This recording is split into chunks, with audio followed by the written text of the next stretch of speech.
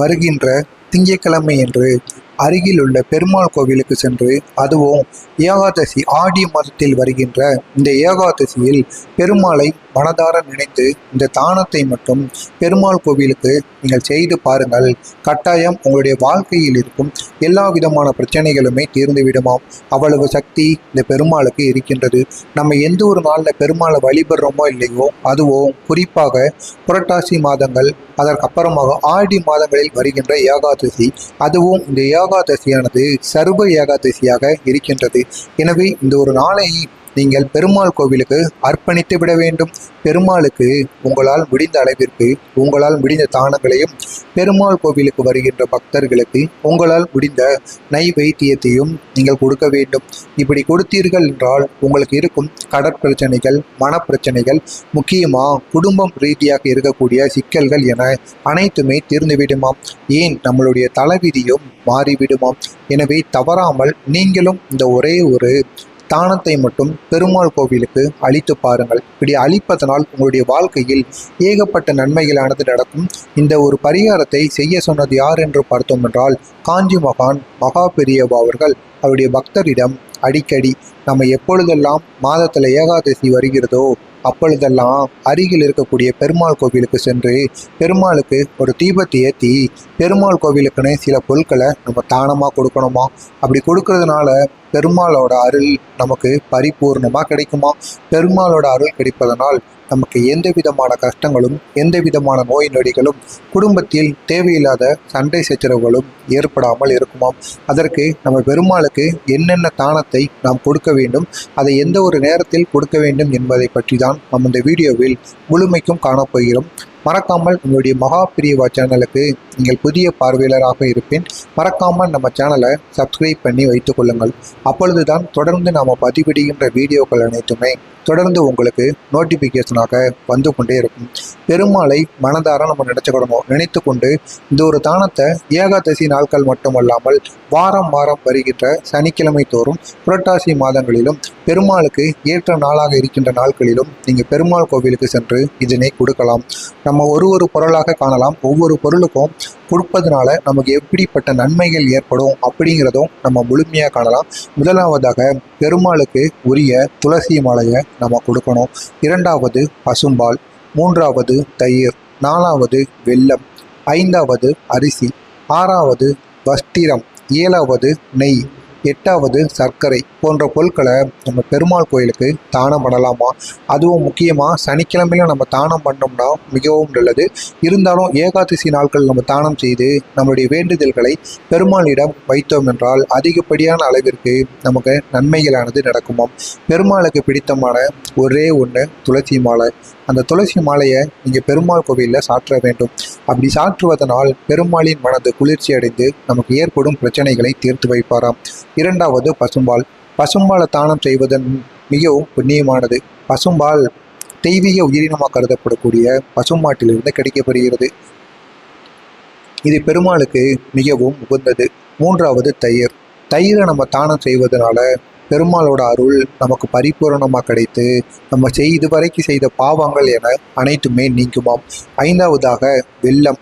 வெல்லத்தை நம்ம தானம் செய்வதனால் பெருமாளுடைய நமக்கு இருக்கும் கஷ்டங்கள் என அனைத்துமே பெருமாள் நம்மை தீர்த்து வைப்பாராம்.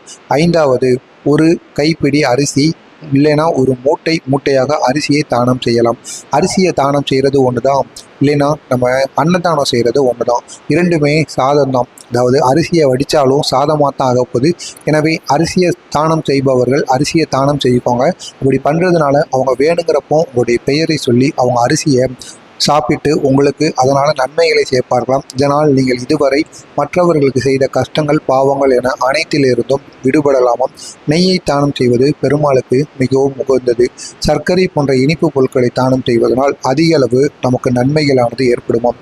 கட்டில், மெத்தை, வாய், சமுக்காலம், தலையணை மற்றும் தாமிரம் போன்ற பொருட்களை நம்ம தானம் செய்கிறதுனால நமக்கு சொத்து சுகம் தேடி வருமாம்.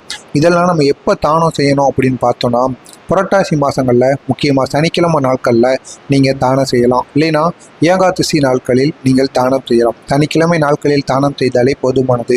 அதுவும் முக்கியமாக ஏகாதசி நாட்களில் ஏதாவது ஒரு நாளாவது நீங்கள் தானம் செய்து விடுங்கள். தானம் செய்வதோட பலன்கள்.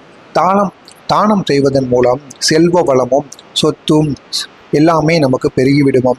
கல்வி கலைகளில் சிறந்து விளங்கலாமாம். குழந்தைகள் நம்மளுடைய பேச்சை கேட்பார்கள். இதுவரை இத்தனை ஆண்டுகள் நமக்கு இல்லாத, நமக்கு கிடைக்காத சில விஷயங்கள் இதன் மூலம் நமக்கு கிடைத்து விடுமாம். முன்னோரின் ஆசை கிடைக்குமாம். பித்ரு சாபம் நீங்கிவிடுமாம். சகல பாக்கியங்களும் நமக்கு கிடைக்குமாம். எனவே தானம் செய்யும்போது பிறருக்கு கொடுப்பதில் நம்ம மனசு மகிழ்ச்சியாக இருக்கணும். அவங்களுக்கு கொடுக்கும் பொழுது நம்ம கெட்ட எண்ணத்தோட கொடுத்தோம் அப்படின்னா அதனோட தேவையில்லாத கெடுதல்கள்லாம் நம்மை தேடி நம்மை சேர்ந்து விடுமாம். எனவே நீங்கள் யாருக்கு தானம் பண்ணாலும் 1 ரூபாயை தானம் பண்ணுறீங்களோ அல்லது 1000 ரூபாய்க்கான பொருளை தானம் பண்ணுறீங்களோ, எப்பேற்பட்ட பொருளாக இருந்தாலும் அதை உங்களோட முழு மனதிலிருந்து சுத்தமாக நீங்கள் தானம் பண்ணணும். அப்படி தானம் பண்ணாதான் அது அவங்களை போய் சேரும். ஏனோ தானோன்னு நீங்கள் தானம் செய்தீர்கள் என்றால் அதனால் உங்களுக்கு தான் தேவையில்லாத கெடுதல்கள் சேரும். தானம் செய்வதற்கு ஒரு குறிப்பிட்ட பொருள்னு கிடையாது.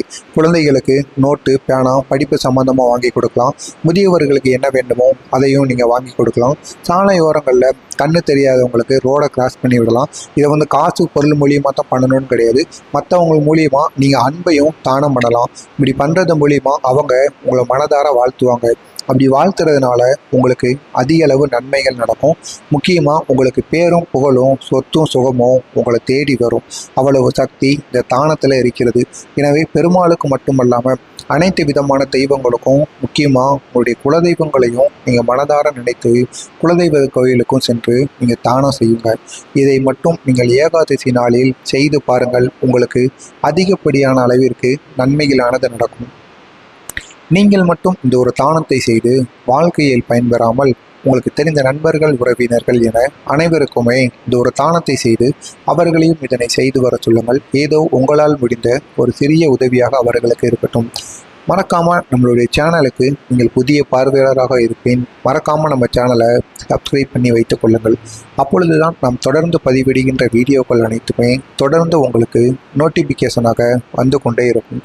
மறக்காமல் நம்மளுடைய சேனலை சப்ஸ்கிரைப் பண்ணி வைப்பதன் மூலம் மகா பெரியவா அவர்கள் நடமாடும் தெய்வமாக நின்று எத்தனையோ பக்தர்களுக்கு எத்தனையோ விதமான பரிகாரங்களை கூறியிருக்கிறார். நீங்களும் அதனை பார்த்து தெரிந்து கொள்ளலாம். அதற்கு நீங்கள் மறக்காமல் நம்முடைய சேனலுக்கு ஒரே ஒரு சப்ஸ்கிரைப் மட்டும் பண்ணி வைத்துக் கொள்ளுங்கள்.